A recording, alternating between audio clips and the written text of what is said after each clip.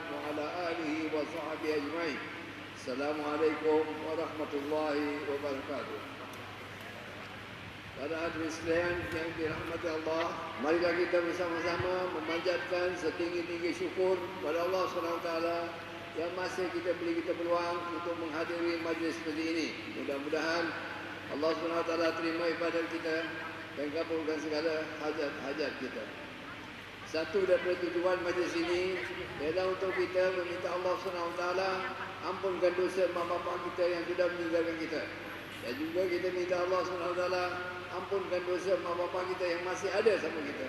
Dan juga kita minta Allah SWT ampunkan dosa muslimin dan muslimat. Dan juga minta Allah SWT kabulkan segala hajat-hajat kita. Untuk cara majlis ini adalah seperti berikut. Kita akan mula dengan baca data atas.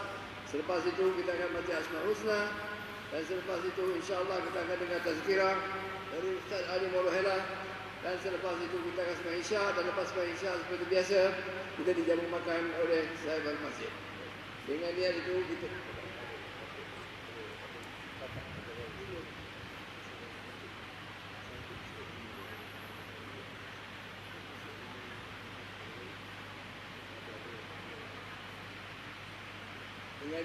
saya mulakan dengan Al-Fatihah. A'udzubillahi minasyaitonir rajim. Bismillahirrahmanirrahim. Alhamdulillahirabbil alamin. Arrahmanir rahim. Maliki yaumiddin. Iyyaka na'budu wa iyyaka nasta'in. Ihdinas siratal mustaqim. Siratal ladzina an'amta 'alaihim ghairil maghdubi 'alaihim waladdallin. Al-Fatihah hadrati Habibi Sayyidina Muhammad sallallahu alaihi wasallam wa alihi wa sahbihi wa man walah. Lalu Sayyidina Habib Umar bin Abdul Atas, Sahibat Atik bin Anfas, Subhanallah Syekh Abdullah Baras, lalu Sayyidina Habib Ahmad bin Hasan Atas, wa lalu Sayyidina Habib Abdullah bin Hasan Atas, wa lalu Sayyidina Habib Ahmad bin Abdullah Atas, wa usulil mabruin. Anna Allah yataghashsham bil rahmah wal maghfirah. Al-Fatihah. أعوذ بالله من الشيطان الرجيم. بسم الله الرحمن الرحيم. الحمد لله رب العالمين. الرحمن الرحيم. مالك يوم الدين. إياك نعبد وإياك نستعين. اهدنا الصراط المستقيم. صراط الذين أنعمت عليهم غير المغضوب عليهم ولا الضالين. آمين. أعوذ بالله السميع العليم من الشيطان الرجيم. أعوذ بالله السميع العليم من الشيطان الرجيم. أعوذ بالله السميع العليم من الشيطان الرجيم. لو أنزلنا هذا القرآن على جبل لرأيته خاشعا متصدعا من خشية الله. وتلك الأمثال نضربها للناس لعلهم يتفكرون. والله الذي لا إله إلا هو عالم الغيب والشهادة هو الرحمن الرحيم. هو الله الذي لا إله إلا هو الملك القدوس السلام المؤمن المهيمن العزيز الجبار المتكبر. سبحان الله عما يشركون. والله الخالق البارئ المصور له الأسماء الحسنى. يسبح له ما في السماوات والأرض وهو العزيز الحكيم. أعوذ بالله السميع العليم من الشيطان الرجيم. أعوذ بالله السميع العليم من الشيطان الرجيم. أعوذ بالله السميع العليم من الشيطان الرجيم. أعوذ بكلمات الله التامات من شر ما خلق. أعوذ بكلمات الله التامات من شر ما خلق. أعوذ بكلمات الله التامات من شر ما خلق. بسم الله الذي لا يضر مع اسمه شيء في الأرض ولا في السماء وهو السميع العليم. بسم الله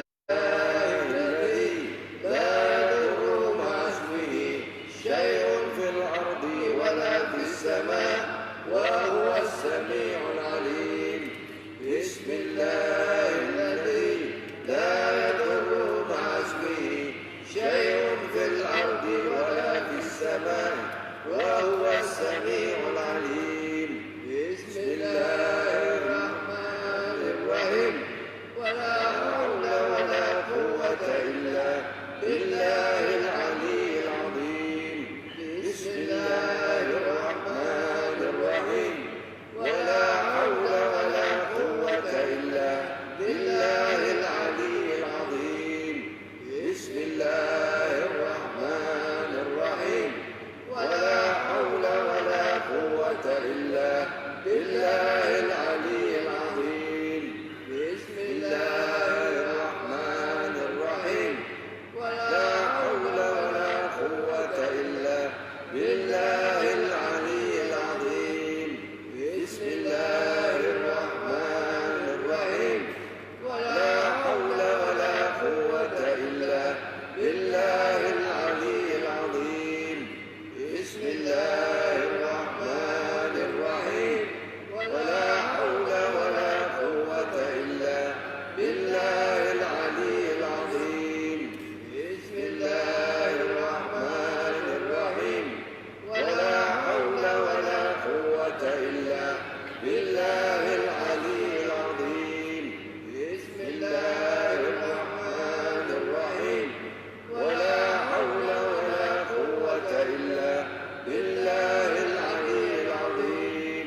بسم الله الرحمن الرحيم. ولا حول ولا قوة إلا بالله العلي العظيم. بسم الله الرحمن الرحيم. ولا حول ولا قوة إلا بالله العلي العظيم. بسم الله الرحمن الرحيم. بسم الله الرحمن الرحيم. بسم الله الرحمن الرحيم. بسم الله توسلنا بالله. بسم الله توكلنا بالله. بسم الله توسلنا بالله. بسم الله توكلنا بالله. بسم الله توسلنا بالله. بسم الله توكلنا بالله. بسم الله آمنا بالله. ومن يؤمن بالله لا خوف عليه. بسم الله آمنا بالله. ومن يؤمن بالله لا خوف عليه. بسم الله آمنا بالله. ومن يؤمن بالله لا خوف عليه. سبحان الله عز الله. سبحان الله جل الله. سبحان الله عز الله. سبحان الله جل الله.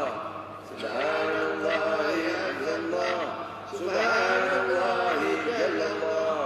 سبحان الله وبحمده. سبحان الله العظيم. سبحان الله وبحمده. سبحان الله العظيم. سبحان الله وبحمده. سبحان الله العظيم. سبحان الله الحمد لله ولا إله إلا الله والله أكبر. سبحان الله والحمد لله ولا إله إلا الله والله أكبر.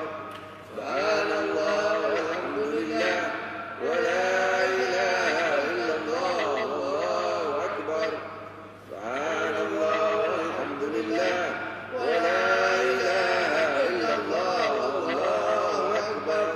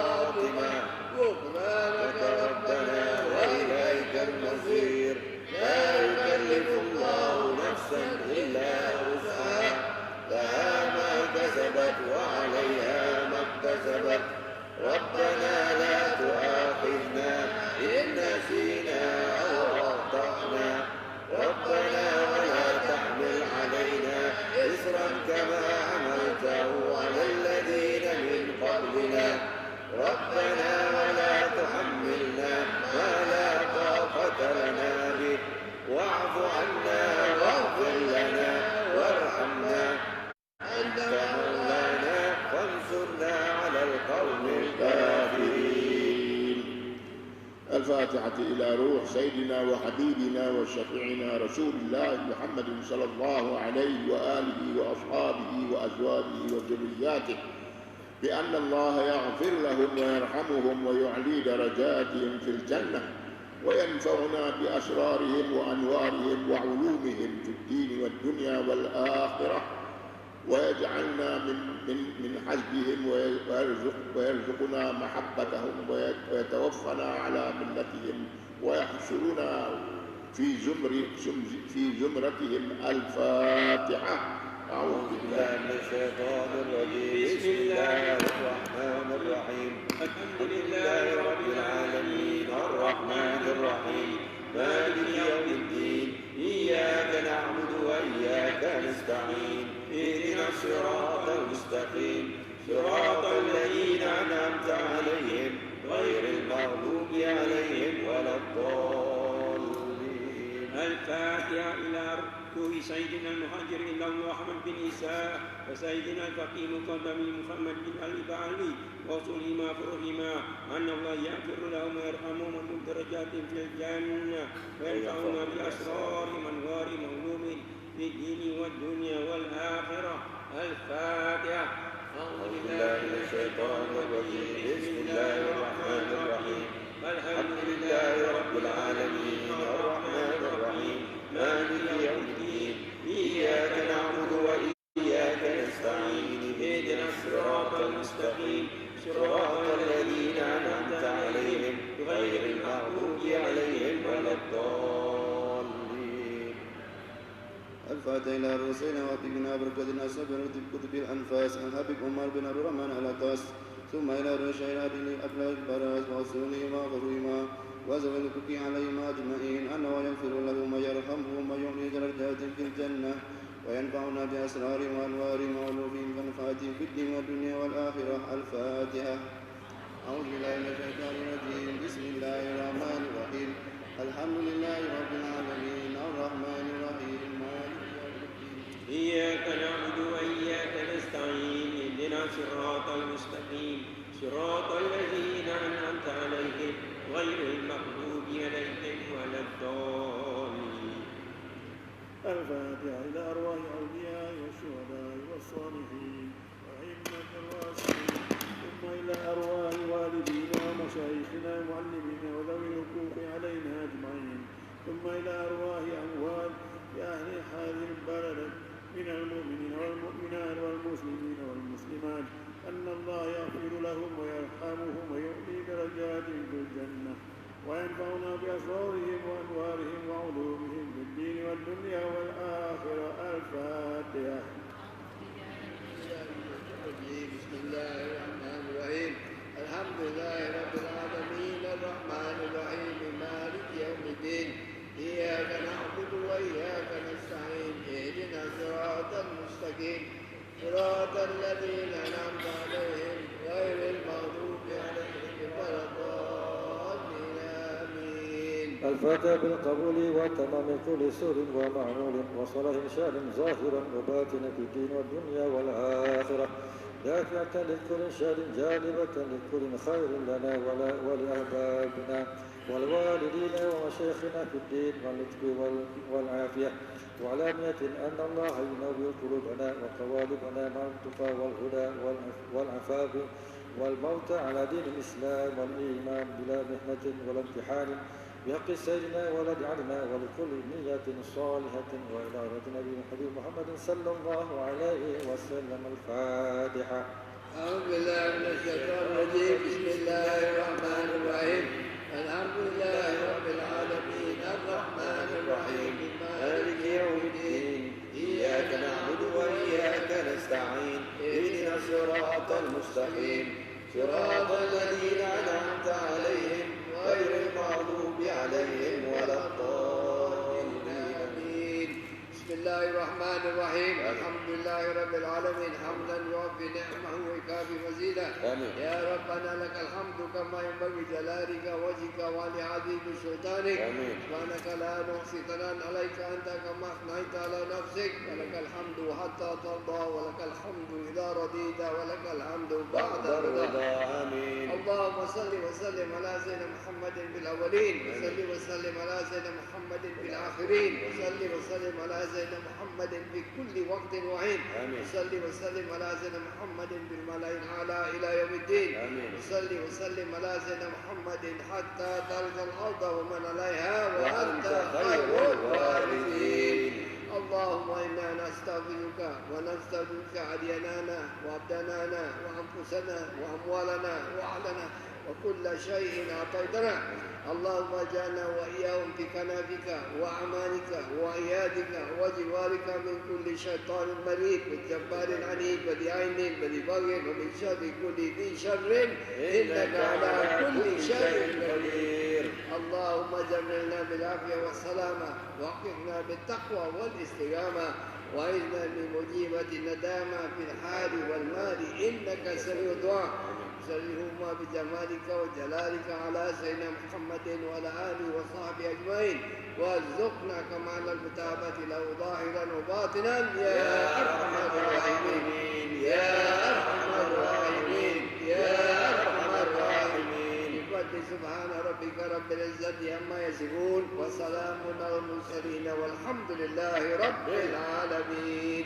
يا ربنا اعترفنا بأننا اعترفنا وأننا أسرفنا لا لدى أسرفنا فتب علينا توبة تغسل كل حوبة واستر لنا العورات وآمن الروات واغفر لوالدينا ربي ومولودينا والأهل والإخوان وسائر الخلان وكل ذي محبة أو جيرة أو صحبة والمسلمين أجمعين. ربي فاسمع فضلا وجودا منا لا باحتساب منا بالمصطفى الرسول أمضى بكل سول. صلى وسلم ربي عليه حد الحب وآله وصحبه لدى تحت الثوب والحمد لله بالبر والثناء. Alhamdulillah kita sudah selesai baca Latif al-Atas. Sekarang kita akan mula baca Asmaul Husna. Sekali lagi saya mengingatkan para hadirin sekalian untuk memanjatkan segala hajat-hajat kepada Allah SWT. Mudah-mudahan dengan berkat Asmaul Husna Allah terima permintaan kita dan kabulkan segala hajat-hajat. Amin. Dengan niat itu kita mulakan dengan Al-Fatihah. A'udzubillahi minasyaitonirrajim. Bismillahirrahmanirrahim. Alhamdulillahi rabbil alamin arrahmanir rahim maliki yaumiddin iyyaka na'budu wa iyyaka nasta'in ihdinas siratal mustaqim siratal ladzina an'amta 'alaihim ghairil maghdubi 'alaihim waladdallin. Astaghfirullahal azim wa atubu ilaih. Astaghfirullahal azim wa atubu ilaih. Astaghfirullahal azim wa atubu ilaih. Astaghfirullahal azim wa atubu ilaih. Astaghfirullahal azim wa atubu ilaih. Astaghfirullahal azim wa atubu ilaih. Astaghfirullahal azim wa atubu ilaih. Astaghfirullahal azim wa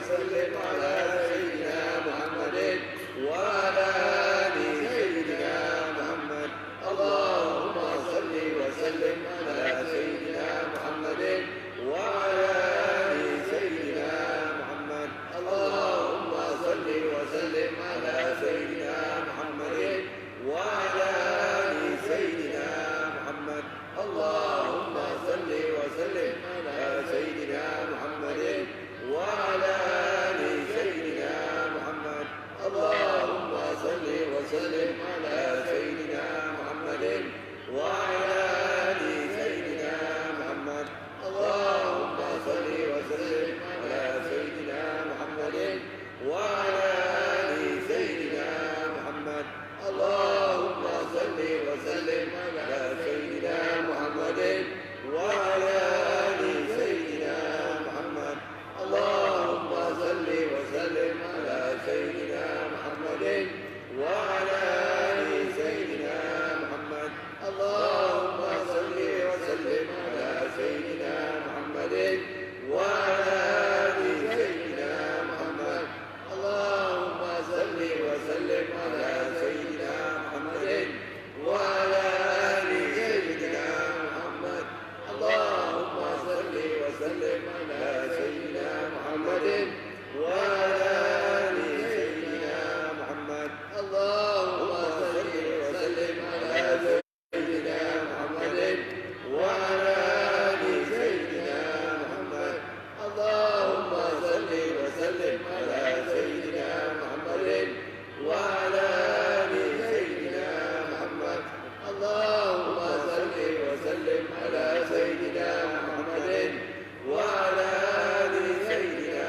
محمد اللهم صل وسلم على سيدنا محمد وعلى آل سيدنا محمد اللهم صل وسلم على سيدنا محمد وعلى آل سيدنا محمد اللهم صل وسلم على سيدنا محمد وعلى آل سيدنا محمد اللهم صل وسلم على سيدنا محمد وعلى آل سيدنا محمد اللهم صل وسلم على سيدنا محمد وعلى آل سيدنا محمد اللهم صل وسلم على سيدنا محمد وعلى آل سيدنا محمد اللهم صل وسلم على سيدنا محمد وعلى آل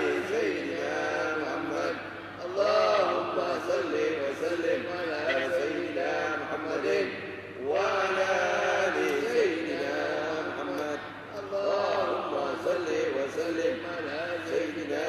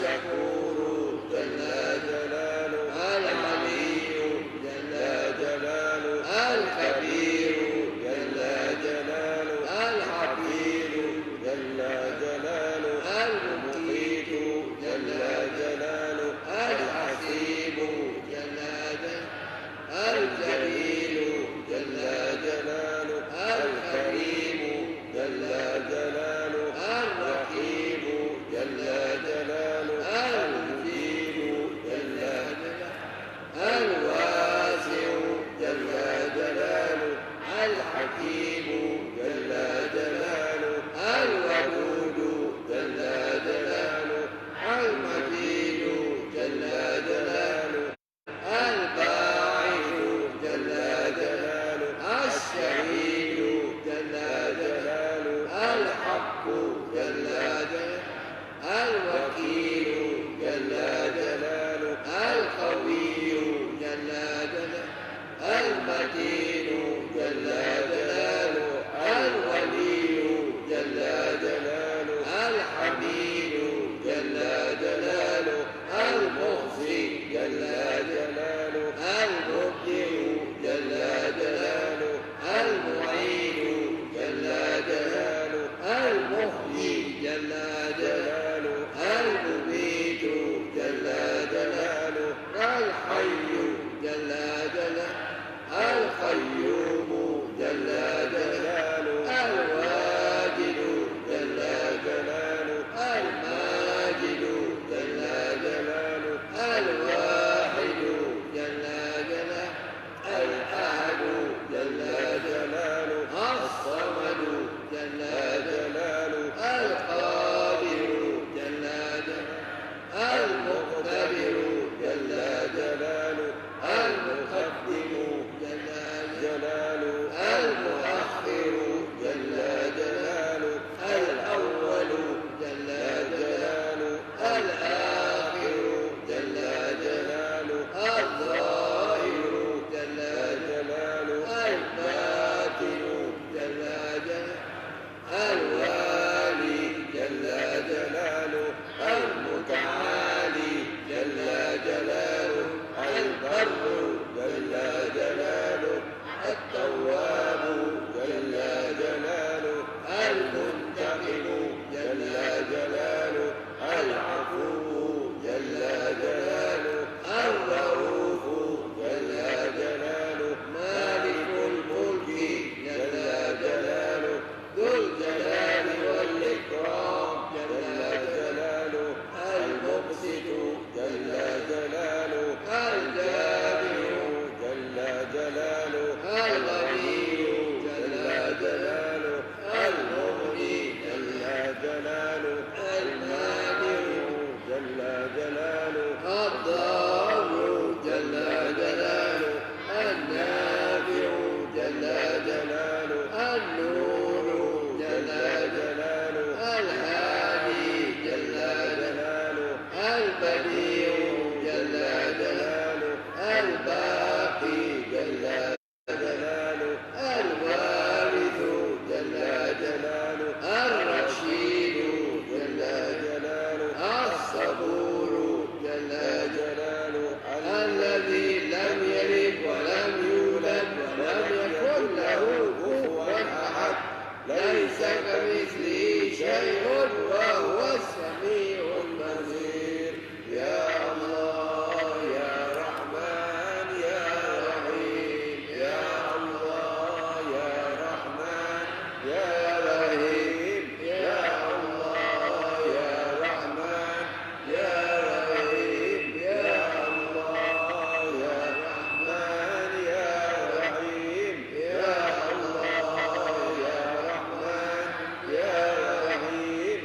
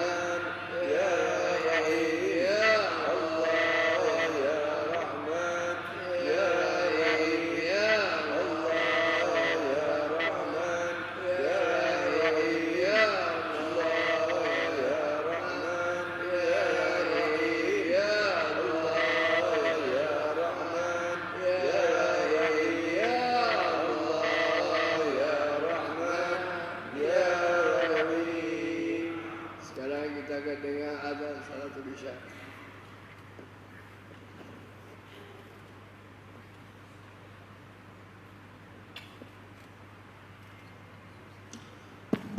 Assalamualaikum warahmatullahi wabarakatuh. Perhatian kepada pemilik kereta Persona WTX 3134, mohon alihkan kenderaan kerana kenderaan anda sedang menghalang kenderaan lain. Saya ulang, WTX 3134 Persona, tolong alih kenderaan anda.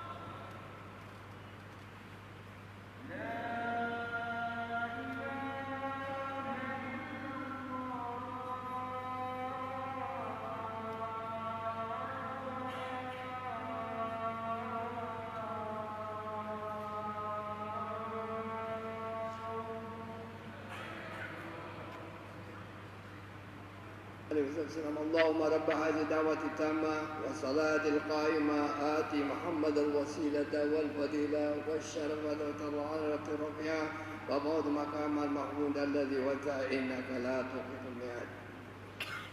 بسم الله الرحمن الرحيم الحمد لله رب العالمين اللهم صل على سيدنا محمد وعلى آل سيدنا محمد وإذا سألك عبادي عني فإني قريب أجيب دعوة الداعي إذا دعاني فليستجيبوا لي وليؤمنوا بي لعلهم يرشدون اللهم إنك أمرت بالدعاء وتكفلت بالإجابة لبيك اللهم لبيك لبيك لا شريك لبيك إن الحمد والنعمة لك والملك لا شريك لك يا كريم يا وتر يا أكرم يا صمد الذي لم يلد ولم يولد ولم يكن له كفوا أحد يا من أحضر الجميل وستر القبيح يا من لا يؤاخذ بالجريرة ولا يعتق السترة يا عظيم العفو يا حسن التجاوز يا واسع المغفرة يا باسط اليدين بالرحمة يا صاحب كل نجوى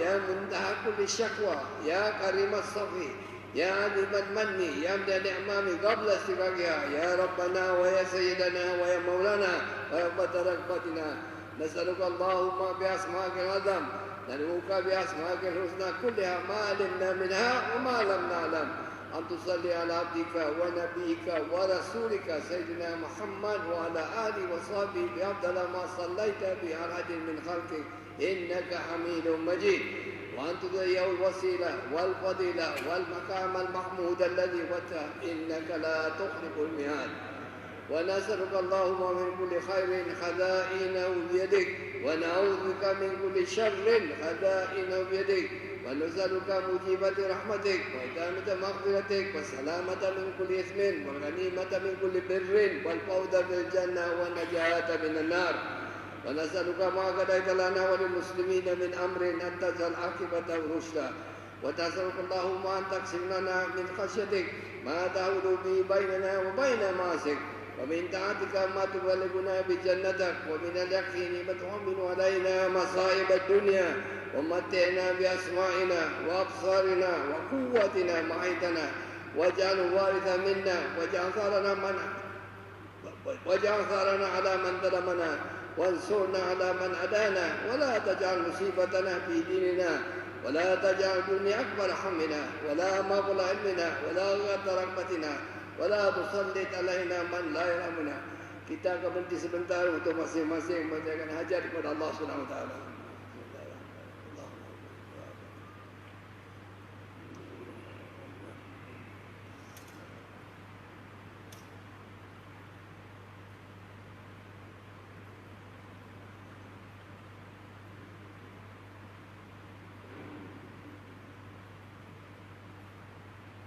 اللهم عبدك وبنو عبدك وبنو إمامك في كل نواسنا بيدك ماد بنا حكمك عدل فينا قضاؤك نسألك بكل اسم هو لك سميت بنفسك وأنزلته بكتابك وعلمت أحدا من خلقك وبتعثر بالعلم الغيب عندك أن تجعل القرآن العظيم ربيع قلوبنا ونور أبصارنا وجلاء حزوننا وذهاب همومنا اللهم يا عماد من لا عماد له يا سند من لا سند له يا دخر من لا دخر له غاياث من لا غايث له يا كريم العفو يا حسن التجاوز يا كاشف البلاء يا عظيم الرجاء يا عمدة عفوي يا منقذ الغرقى يا منجي الحلقة يا محسن يا مجمل يا منعم يا مبدل أنت الذي سلك سواد الليل ونور النهار وضوء القمر والشمس ودوي الماء وخفيف الشجر يا الله لا شريك لك يا رب يا رب اللهم إنا نسألك بأسمائك الطاهرين الطيب المبارك حبي إليك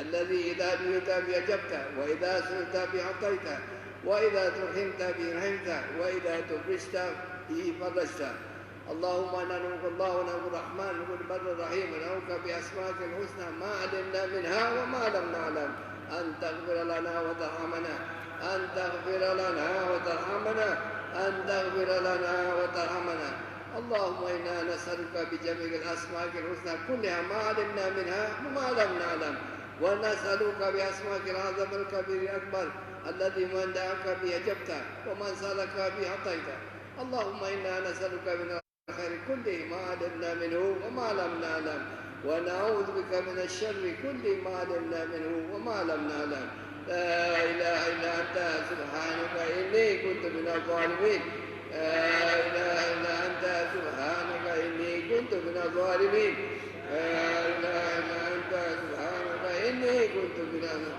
اللهم اهدنا فيمن هديت وعافنا فيمن عافيت وتولنا فيمن توليت وبارك لنا فيما أعطيت وقنا برحمتك شر ما قضيت وإنك تقضي ولا يقضى عليك وإنه لا يذل من واليت ولا يعز من عاديت تباركت ربنا وتعاليت ولك الحمد على ما قضيت نستغفرك ونتوب إليك يا حنان يا من لا إله إلا أنت سبحانك إني كنت يا حنان يا من لا إله إلا أنت يا حنان يا من لا إله إلا أنت سبحانك إني كنت من وصلى الله على سيدنا محمد النبي الأمي وعلى آله وصحبه وسلم. الفاتحة. أعوذ بالله من الشيطان الرجيم. بسم الله الرحمن الرحيم.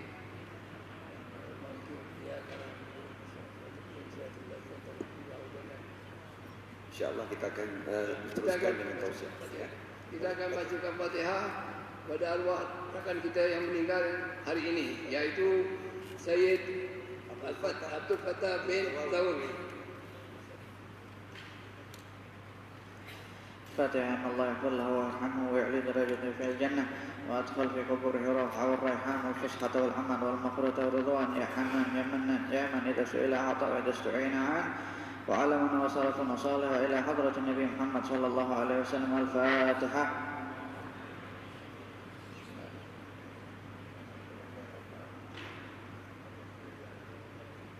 Majlis dengan segala hormatnya menjemput Ustaz Al-Radhan Murhela untuk bertazkirah.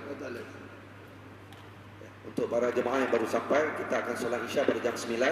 Sementara kita mendengar tausiah daripada Habib Ali Ridha sampai pukul 9, insya-Allah kita akan solat Isya berjemaah. Terima kasih.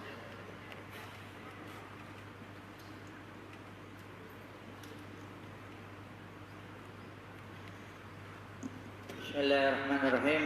Assalamualaikum warahmatullahi taala wabarakatuh. Alhamdulillahirabbil alamin wa bihi nasta'in ala umuri dunya waddin wassalatu wassalamu ala asyrafil anbiya wal mursalin sayyidina Muhammadin wa alihi wa sahbihi ajmain. Allahumma salli wa sallim ala sayyidina Muhammadin miftah babi rahmatillah adada ma fi ilmillah salatan wa salaman daiman bidawami mulkillah wa ala alihi wa sahbihi wa mawala. Allahumma salli wa sallim ala sayyidina Muhammadin nuri syamsil irfan wa mawati asraril Qur'an al-munqidhul azim wal mursyidul hakim ila siratikal mustaqim wa ala alihi haqqa qadrihi wa miqdarihi al-azim. Amma ba'd. Alhamdulillah para hadirin hadirat dirahmati Allah, tuan-tuan puan-puan dirahmati Allah, para habaib, para asatidzah, para pecinta Allah dan pecinta Rasulullah sallallahu alaihi wasallam. Pada malam hari ini kita diperjumpakan kembali oleh Allah Subhanahu wa taala di rumahnya Allah Subhanahu wa taala, tempat yang paling mulia, tempat yang Allah sebut sebagai seafdhalnya dan yang paling mulianya tanah di dunia ini. Alhamdulillah, pada kali ini kita akan sedikit membahas tentang kebiasaan atau kejadian semula jadi yang selalu terjadi pada diri kita, tetapi kadang-kadang kita tak pernah ambil berat terhadap itu. Tetapi agama lain dahulu sebelum agama Islam telah ambil berat, dan Rasulullah SAW juga ajarkan kepada kita macam mana ketika terjadi kepada diri kita ataupun terjadi pada orang lain. Jadi yang akan kita bahas di sini adalah tentang bersin dan menguap. Kita selalu bersin, lagilah menguap. Menguap itu saya sering tengok kalau udah di majlis banyak yang menguap biasanya.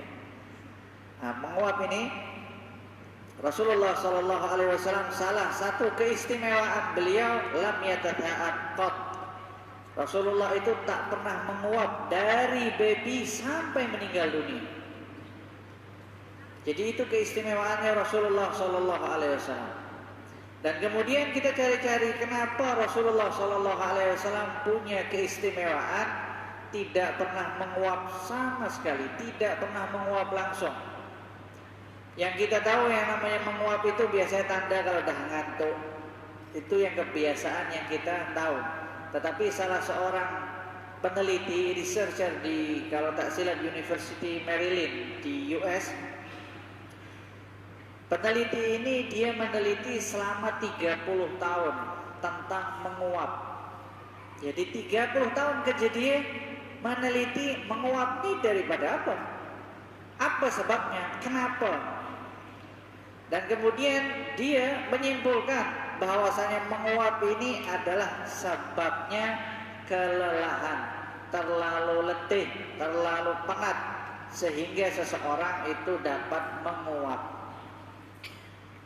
Kemudian yang namanya menguap juga dapat muncul karena ketika seseorang bosan dia akan menguap. Jadi ada beberapa hal, tetapi kesimpulannya yang dilakukan selama 30 tahun adalah penyebab daripada kelelahan. Seseorang itu lelah, penat, dan letih. Itu bukti bahwasanya Rasulullah SAW tidak pernah letih seumur hidupnya. Rasulullah SAW punya kekuatan 7 kali orang terkuat di dunia ini. Sebab itu Rasulullah keistimewaannya tidak pernah menguap. Berbeza dengan kita.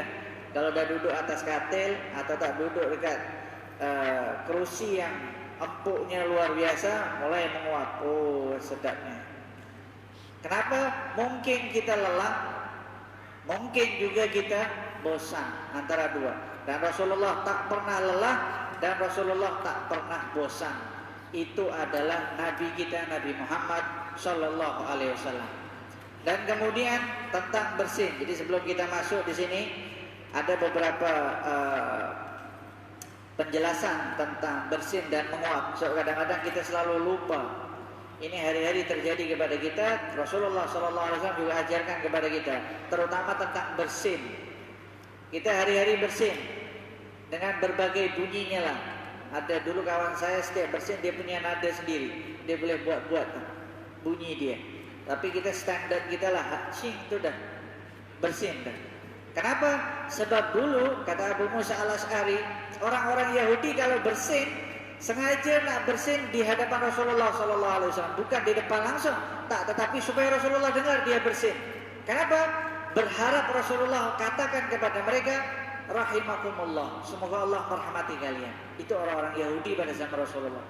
Kalau dah nak bersin, dia mendekat kepada Rasulullah, berharap agar Rasulullah doakan dia. Kenapa? Sebab di dalam syariat Islam ketika seseorang bersin, orang yang bersin itu ada doanya, dan yang mendengar bersin juga membalas doa orang yang bersin, dan orang yang bersin itu tadi membalas lagi dengan doa untuk orang yang mendoakan untuk dirinya ketika dia bersin. Itu indahnya Islam. Dan apa itu bersin? Kita semua tahu bersin itu macam mana. Bahkan ada penelitian menemukan bersin itu ketika orang bersin itu speed dia 250 kilo per jam. Air, kekuatan, kecepatan yang keluar daripada mulut kita, tetapi hanya terjadi per milisecond. Bersin. Dan bahkan bersin itu kalau dia tak tepat, maka dapat menjadikan mata seseorang buta atau pendengarannya menjadi tuli. Sebab itu salah satu doa nanti kita akan bahas adalah doa ketika kita bersin yang kita baca, alhamdulillah ala kulli hal. Itu biasanya terjadi ketika seseorang ada musibah, ada masalah, atau terkena kemalangan, dibaca seperti itu. Tetapi kenapa Rasulullah juga ajarkan di dalam riwayat yang lainnya untuk membaca alhamdulillah ala kulli hal ketika bersin? Karena bersin itu salah satu bukti kita diselamatkan oleh Allah Subhanahu wa taala. Nasib baik setiap kita bersin itu lega. Alhamdulillah, insya Allah yang hadir di sini ketika bersin mata dia tak keluar, atau telinga dia tiba-tiba tak peka. Sebab ada beberapa urat yang dibuat penelitian, kalian boleh baca sendiri itu tentang bersin. Dan itu sebagai bukti kita dijaga oleh Allah Subhanahu wa taala. Yang di sini akan kita bacakan di sini adalah riwayat daripada Abu Hurairah radhiyallahu anhu, anin Nabi sallallahu alaihi wasallam qala, innallaha yuhibbul 'attas wa yakrahu at-tatha'ub. فَإِذَا عَطَسَ أَحَدُكُمْ وَحَمِدَ اللَّهَ كَانَ حَقًّا عَلَى كُلِّ مُسْلِمٍ أَن يَقُولَ لَهُ يَرْحَمُكَ اللَّهُ. Di sini riwayat daripada Abu Hurairah, Rasulullah sallallahu alaihi wasallam bersabda, sesungguhnya Allah itu suka terhadap orang yang bersin. Innallaha yuhibbul attas. Di sini yang kalau punya family name dia Al-Attas jangan bergembira. Yang maksudnya Al-Attas di sini bukan berarti Allah cinta kepada Al-Attas, tak. Tercinta kepada orang yang selalu bersin. Dan orang yang bersin ini istimewa. Ada orang-orang yang bersinnya satu kali setiap bersin. Ada orang-orang setiap kali bersin 3 kali berturut-turut. Kalau udah lebih dari itu berarti mungkin dia sakit. Tetapi kebiasaan seseorang. Termasuknya adalah Sayyidina Utsman bin Affan. Sayyidina Utsman itu kalau bersin 3 kali. Setiap bersin 3 kali. Setiap bersin 3 kali. Nah jadi tengok kita bersin berapa kali. Kalau 3 kali, 3 kali, 3 kali, oh berarti sama dengan Sayyidina Utsman. Kalau 1 kali kita baca doa yang diajarkan oleh Rasulullah. Tapi kalau berulang kali 7 sampai 9 kali itu kena pergi dokter lah. Cek ini kenapa? Mungkin sesama, flu dan lain sebagainya. Tapi di sini Allah Subhanahu wa taala mengatakan Allah suka kepada orang-orang yang bersin. Kenapa? Sebab Rasulullah ajarkan setiap kita bersin siapa yang kita ingat? Allah Subhanahu wa taala dengan membaca doa. Dan kemudian Rasulullah menyebutkan Allah itu tidak suka membenci kepada menguap. Wa yakrahut tatha'ub. Kenapa? Sebab itulah Rasulullah SAW tidak pernah menguap. Bahkan Rasulullah menyebutkan di dalam hadis yang lain, at-tatha'ubu minasyaitan. Menguap itu daripada setan. Jadi setan yang membuat kita untuk menguap. Nah, menguap itu macam mana? Orang tadi telah meneliti selama 30 tahun. Ya nanti yang dengar, ini Ustaz Ali cakap apa? Oke, silahkan buka penelitian orang yang 30 tahun hanya meneliti tentang menguap. Jadi kalau kalian sanggup untuk teliti silahkan.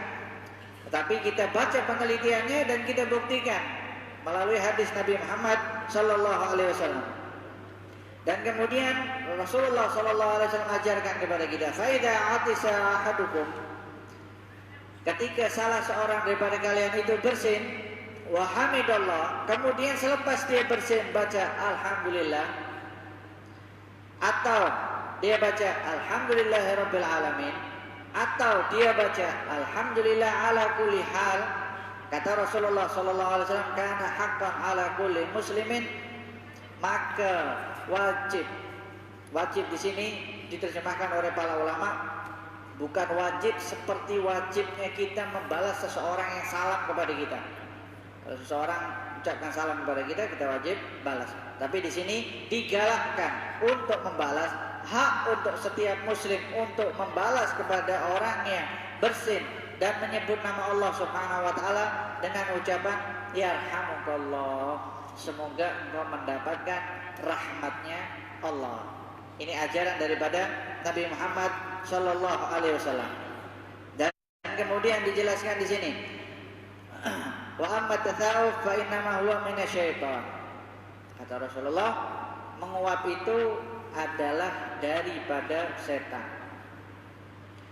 Fa idza tatha'aba ahadukum falyaruddahu mastata. Ketika salah seorang daripada kalian itu menguap atau nak menguap, maka hendaklah dia tahan semampu dia.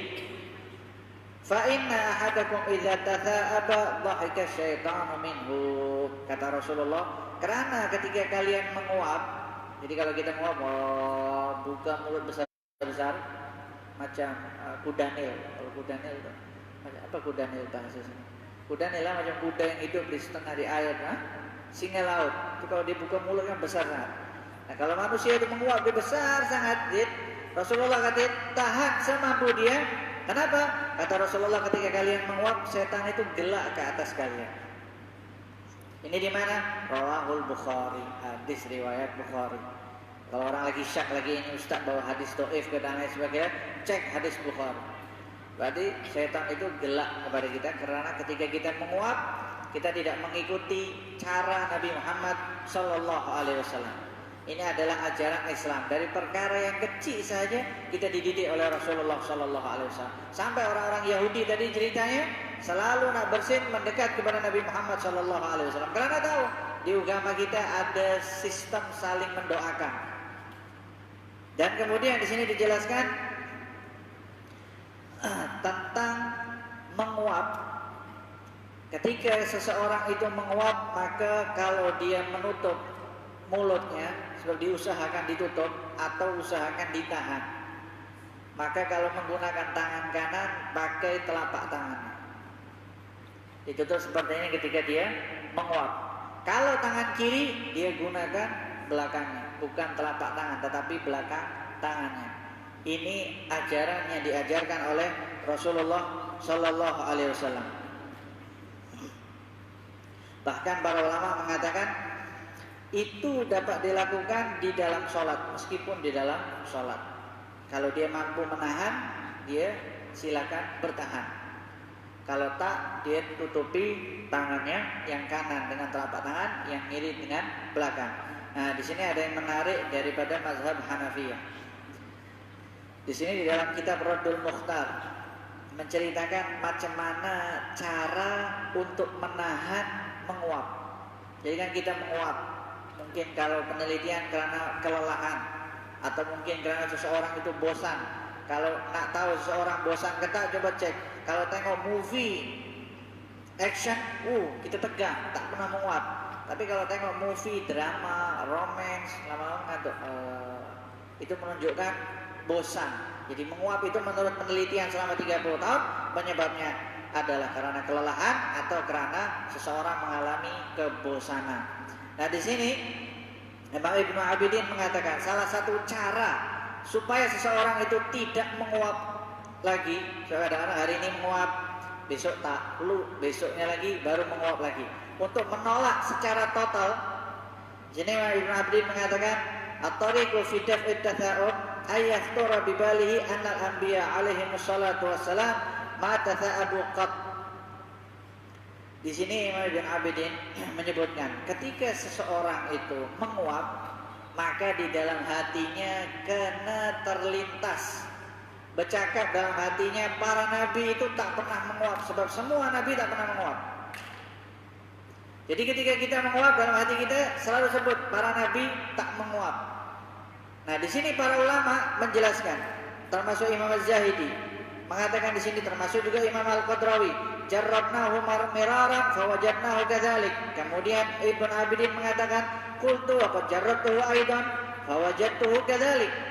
Imam Ibnu Abidin yang menuliskan di seorang ulama mazhab Hanafi mengatakan itu telah saya coba dan terbukti. Imam Al-Qadrawi, Imam Al-Qadwari juga mengatakan aku telah lakukan dan itu terbukti. Jadi setiap seseorang itu menguap, dia ingat di dalam hatinya lintasan para nabi tak pernah menguap. Nanti lama-lama hilang rasa menguap itu tadi. Dan itu adalah semua tubuh Nabi Muhammad Sallallahu Alaihi Wasallam. Dan kemudian di sini dijelaskan tentang doa. Apa yang dibaca ketika seseorang itu bersin. Tadi kita menguap, kita dah tahu, dan kemudian bersin. Di sini para ulama mengatakan ketika seseorang itu bersin dan dia membaca alhamdulillah, maka kita jawab yarhamukallah, yahdikallah. Semoga Allah memberimu petunjuk, atau semoga Tuhanmu memberi petunjuk, atau wa yuslih balaka lil ittiba. Semoga Allah menggerakkan hatimu untuk mengikuti Rasulullah Sallallahu Alaihi Wasallam. Jadi ajaran Rasulullah bukan hanya ketika kita sesama muslim. Kalau kita sesama muslim itu sudah menjadi hak, sebagian mengatakan sudah termasuk wajib. Tetapi untuk juga alhamdulillah ala kulli hal, mana yang lebih afdal? Para ulama mengatakan alhamdulillah ala kulli hal juga termasuk yang paling afdal. Dan kemudian ketika seseorang di sholat, kemudian dia bersin, maka dia ucapkan alhamdulillahnya tidak keluar suaranya, meskipun di dalam sholat.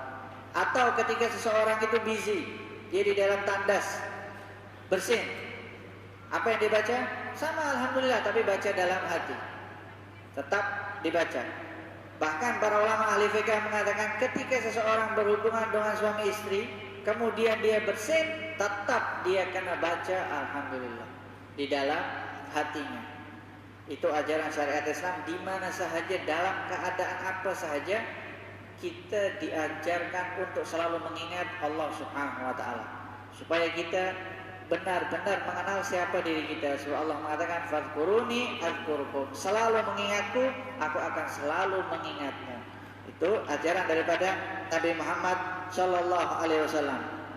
Dan kemudian di sini itu tadi ajarannya macam mana ketika seseorang mengatakan yarhamukallah untuk orang yang bersin, kemudian dia mengucapkan alhamdulillah. Nah sekarang ini ada orang bersin, dia tak sebut alhamdulillah. Jadi kita duduk tunggu bila kita nak sebut yarhamukallah. Kan ada orang-orang seperti itu. Cing, senyap. Dia tak baca alhamdulillah, wala dia baca apa-apa. Dan kita sunnahnya ketika dia baca alhamdulillah, baru kita baca doa kepada dia. Yarhamukallah. Nah di sini para ulama menyebutkan ada salah satu riwayat daripada Nabi Muhammad sallallahu alaihi wasallam. Sebab itu bab bersin ini di dalam mazhab Hanafi penting, sebab ulamanya menulis di dalam kitab fikih mereka. Ketika seseorang bersin, maka orang yang mendengar itu kena cepat-cepat dia yang baca alhamdulillah sebelum orang itu yang bersin baca alhamdulillah. Jadi misalnya ada orang bersin, kemudian kita dengar, kita cepat-cepat alhamdulillah yarhamukallah. Kenapa? Sebab ada faedah. Ada salah satu hadis riwayat bagi seseorang yang terlebih dahulu ucapkan alhamdulillah kemudian doakan orang yang bersin sebelum orang yang bersin itu mengucapkan kalimat alhamdulillah. Apa? Sini Imam Ibn Abidin menulis di dalam kitabnya juga.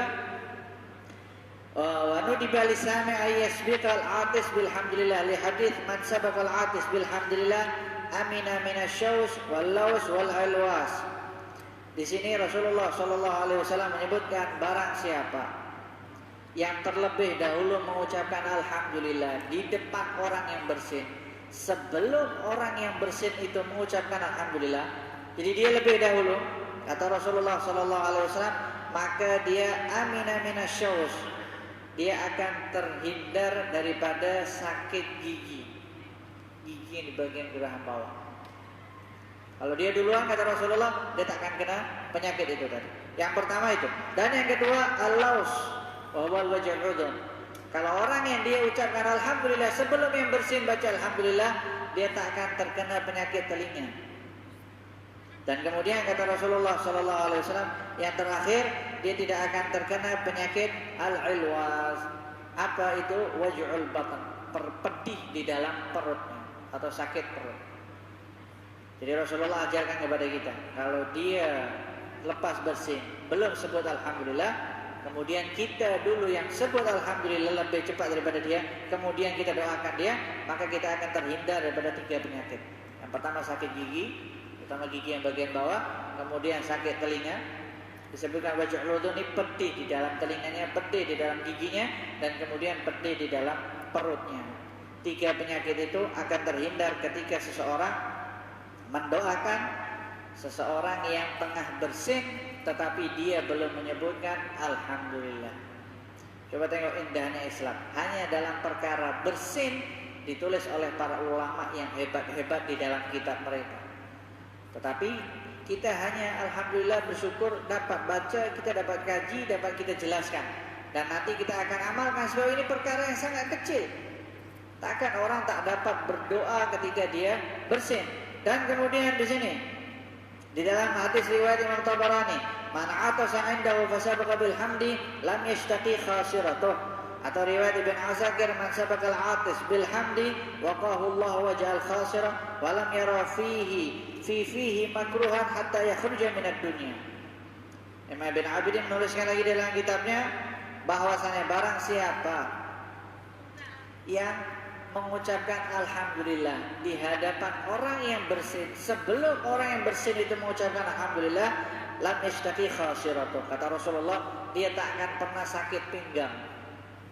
Nah, tengok pinggang kita kalau sering sakit, nah mungkin atau gigi kita atau mungkin perut kita, nah mungkin kita belum pernah mengamalkan hadis Nabi Muhammad sallallahu alaihi wasallam. Atau kalau dah mulai sakit, cari mana orang yang bersin, cepat-cepat kita baca alhamdulillah. Sebab semua hadis riwayat Rasulullah sallallahu alaihi wasallam minimal kita amalkan seumur hidup 1 kali. Dan kemudian riwayat yang lain mengatakan Barang siapa yang dia mengucapkan alhamdulillah di hadapan orang yang bersin sebelum dia mengucapkan alhamdulillah, maka Allah akan jaga dia dari sakit pinggang. Itu yang pertama. Dan yang kedua, dia tidak akan tengok di dalam mulutnya sesuatu yang dia benci sampai dia meninggal dunia, kata Rasulullah SAW. Itu hanya mengucapkan alhamdulillah yarhamukallah kepada orang yang bersin. Nampak simpel, tetapi ketika orang bersin, kita sendiri lupa hadis itu. Kita lupa fadilat, kita lupa ajaran daripada Nabi Muhammad SAW. Kadang-kadang kalau kita bersin sekali masih baca alhamdulillah, 2 kali, 3 kali, 4 kali, ini apa bersin-bersin? Kita dah marah. Sebab itulah Rasulullah SAW menyebutkan tentang bersin. Bahkan di sini dijelaskan lagi tentang fadilat-fadilat orang yang bersin. Macam mana fadilat orang yang bersin? Kita dari tadi diceritakan ketika seseorang itu bersin, kemudian membaca alhamdulillah, kita balas doa dengan yarhamukallah. Kemudian orang tadi menjawab yarhamukumullah wa yuslih balakum.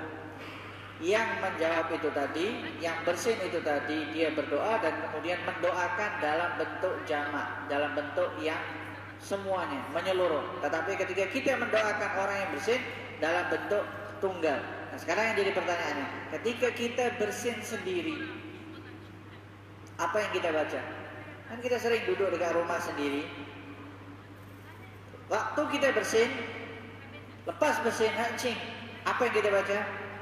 Alhamdulillah. Tetapi ketika kita dalam keadaan sendiri, kita baca alhamdulillah yaghfirullahu lana wa lakum. Kenapa? Sebab kata Rasulullah, ketika seseorang itu bersin dan dia ucapkan alhamdulillah dan tidak ada sesiapa pun di hadapan dia, maka malaikatlah yang membacakan doa untuk dia. Sebab itu doanya ketika kita bersin sendiri, alhamdulillah, kemudian baca yaghfirullahu lana wa lakum. Itu yang diajarkan oleh Rasulullah SAW ketika seseorang itu bersin dalam keadaan sendiri. Dan bahkan di sini disebutkan ketika seseorang bersin, jangan terlalu berlebihan suaranya. Kadang ada orang-orang yang sengaja ketika dia bersin itu dikuatkan. Wah, supaya orang tengok, oh tengok bersinan aku kuat. Rasulullah SAW menyebutkan di sini di dalam hadis hasan, al-'adsatu syadidah minasyaitan. Orang yang bersinnya dikuatkan itu daripada setan. Jadi kalau kita tengok ada orang-orang yang sengaja bersin. Saya ceritakan tadi, saya punya kawan bersin suaranya boleh ditukar-tukar. Sekejap suara kuat, sekejap suara pelan, sekejap suara lembut. Kata Rasulullah SAW, bersin yang kuat ini maka daripada setan, supaya kita lupa untuk membaca zikir yang diajarkan oleh Rasulullah SAW. Dan kemudian yang terakhir, karena sudah nampak beberapa orang menguap di sini, mungkin karena dia penat dan lain sebagainya, kita bahas menguap. Tapi alhamdulillah belum ada yang bersin dari tadi. Tapi saya dah tengok beberapa yang menguap di sini. Dan kemudian di sini, selepas kita tahu bacaan bersin itu, kita baca alhamdulillah atau alhamdulillahirabbil alamin atau alhamdulillah ala kulli hal, apa faedahnya? Apa keistimewaannya? Seorang zaman sekarang itu ketika diajarkan, oh Rasulullah ajarkan doa-doa seperti ini, mereka suka tanya, apa faedahnya? Karena kita terdidik sesuatu yang tidak ada faedahnya, tak perlu kita amalkan. Tetapi kita yang dari dulu diajarkan oleh masyayikh kita, guru-guru kita, semua yang Rasulullah ajarkan, semuanya berfaedah. Tahu kita ketahui ataupun kita tak ketahui. Tetapi karena ada beberapa orang yang seperti itu, tidak jadi masalah. Sebab itu ada hadis-hadis yang menceritakan tentang fadilat orang yang berdoa mengucapkan alhamdulillahirabbil alamin ala kulli hal. Apa doanya? Kata Rasulullah SAW, Allah akan tolak daripada dia 70 penyakit ketika dia membaca alhamdulillah ala kulli hal. Ketika kita sudah tahu faedahnya, maka kita amalkan. Dan kemudian di sini ada beberapa faedah lagi ketika seseorang bersin kemudian berdoa. Tetapi di sini ada panjang lagi nanti kalau saya ceritakan di sini yang ada semua bersin-bersin. Jadi saya rasakan sudah cukup satu faedah itu tadi yang mengatakan alhamdulillah ala kulli hal, Allah akan tolak 70 penyakit. Dan kemudian di sini ada juga penjelasan tentang bersin 3 kali. Dan tadi saya cerita di awal, Sayyidina Utsman itu kalau bersin 3 kali. Dan pernah suatu ketika di sini Anas bin Malik menceritakan, sebab Anas bin Malik itu ahli khidmatnya Rasulullah Sallallahu Alaihi Wasallam. Jadi kemana-mana selalu ada Anas bin Malik. Begitu juga Abdullah bin Mas'ud yang dijadikan nama sebagai masjid ini. Anas bin Malik menceritakan, ketika itu Sayyidina Utsman bersin 3 kali di depan Rasulullah Sallallahu Alaihi Wasallam. Kemudian selepas Sayyidina Utsman baca alhamdulillah, kemudian Rasulullah baca doa balik, kemudian Rasulullah katakan, ya Utsman, ala ubasyiruka, wahai Utsman, adakah engkau nak aku berita gembira? Aku bagi berita gembira. Ini selepas bersin 3 kali. Kemudian kata Rasulullah sallallahu alaihi wasallam sambung kembali, "Hadza Jibril alaihi salam yukhbiru 'anillah azza wa jalla annahu ma min mu'minin." Kata Rasulullah sallallahu alaihi wasallam, "Adakah engkau nak bagi aku tahu, nak aku bagi berita gembira?" Ini Jibril datang bagi tahu daripada Allah Subhanahu wa taala, "Annahu ma min mu'minin ya'tisu salata atasat mutawaliyat." Tidaklah setiap mukmin yang dia bersin 3 kali bersin secara berurutan, 3 kali bersara berurutan, illa kana al-imanu fi qalbihi thabitan, maka dapat dipastikan iman seseorang itu akan kekal di dalam hatinya. Hanya bersin 3 kali. Sekarang kita cek bagaimana ketika kita bersin. Tapi jangan cek waktu kita sakit, waktu kita sesama. Lebihlah dari 3 kali. Ustaz, saya bersin 9 kali jadi iman kita dah tak keluar-keluar. Tapi riwayat ini 3 kali. Dalam keadaan normal dia selalu bersin 3 kali. Kata Rasulullah Sallallahu Alaihi Wasallam, maka iman orang ini akan tetap ada di dalam hatinya. Keteguhan iman itu selalu ada di dalam hatinya. Dan kemudian yang terakhir adalah riwayat hadis daripada Hudzaifah radhiyallahu anhu. Rasulullah sallallahu alaihi wasallam bersabda, "Syammitul 'atis walau min khalfi sab'ati abhurin." Kata Rasulullah, ucapkanlah yarhamukallah, doakan orang yang bersin itu meskipun dia berada di belakang 7 laut. Jadi kita dengar dia bersin, tapi kita tak tahu mana orangnya. Nah, ini contohnya kita lagi tengah-tengah jalan, tiba-tiba ada orang bersin, mungkin ada orang masuk masjid tiba-tiba bersin. Nah, kita baca alhamdulillah, sebab kita tak dengar dia ucapkan alhamdulillah. Kita jawab alhamdulillah yarhamukallah. Kata Rasulullah sallallahu alaihi wasallam, "Faman syammatahu adhaballahu anhu dzatal jambi wa wajhal udhuni wadh-dhars." Barang siapa yang baca doakan kepada orang yang bersin itu tadi, maka Allah akan jauhkan daripada dia sakit pinggang, dan Allah akan jauhkan daripada dia sakit telinga, dan Allah akan jauhkan dia sakit gigi. Sakit di sini dimaksud adalah pedih di dalam giginya, pedih di dalam perutnya. Ketika kita amalkan cara Rasulullah Sallallahu Alaihi Wasallam, maka insya Allah Allah angkat semua jenis penyakit yang ada di dalam diri kita. Dan semoga dengan adanya penjelasan ini, ajaran ini, maka kita praktikkan di dalam diri kita setiap hari. Tadi ketika kita baca bersin, maka kita baca alhamdulillah. Dan kemudian ketika orang baca yarhamukallah, maka balasan kita yarhamukumullah wa yuslih balakum. Atau dengan itu ada riwayatnya, atau kalau kalian nak doakan dia, yang penting maknanya adalah kepada kalian dalam bentuk jamak. Dan kemudian ketika seseorang itu sendiri, maka bacanya alhamdulillah yaghfirullahu lana walakum. Dan begitu juga tentang menguap, tadi telah kita ajarkan. Setiap kali kita menguap, kalau tutup pakai tangan kanan gunakan telapak tangan, kalau pakai tangan kiri gunakan belakang tangan. Dan kemudian di dalam hatinya mengatakan Nabi itu tidak pernah menguap. Jadi insya Allah kita dijauhkan oleh Allah Subhanahu Wa Taala dari penyakit menguap, dan kita dijauhkan oleh Allah Subhanahu Wa Taala dari penyakit flu, Dan kalaupun kita bersin juga itu merupakan karunia daripada Allah Subhanahu wa taala. Semoga Allah Subhanahu wa taala menjadikan kita orang-orang yang mengamalkan ajaran Nabi Muhammad sallallahu alaihi wasallam, orang-orang yang selalu bangga dengan ajaran Nabi Muhammad sallallahu alaihi wasallam. Rabbin fanfa'na bi barakatihim wa hdina al-husna bi hurmatihim wa amitna fi tariqatihim wa mu'afatin min al-fitani. اللهم افتح علينا فتوح العارفين فقهنا وإياكم في الدين واهدنا وإياكم إلى سواء السبيل وارزقنا وإياكم فهم النبيين وحفظ المرسلين وإلهام الملائكة المقربين يا رب يا كريم. اللهم لا تجعل مصيبتنا في ديننا اللهم لا تجعل مصيبتنا في ديننا اللهم لا تجعل مصيبتنا في ديننا اللهم نزل قلوبنا على التعلق بمن دونك واجعلنا من قوم تحبهم ويحبونك. اللهم يا من وفق على الخير وأعانهم عليه وفقنا للخير وأعنا عليه. وصلى الله وسلم على سيدنا محمد وعلى آله وصحبه وسلم والحمد لله رب العالمين.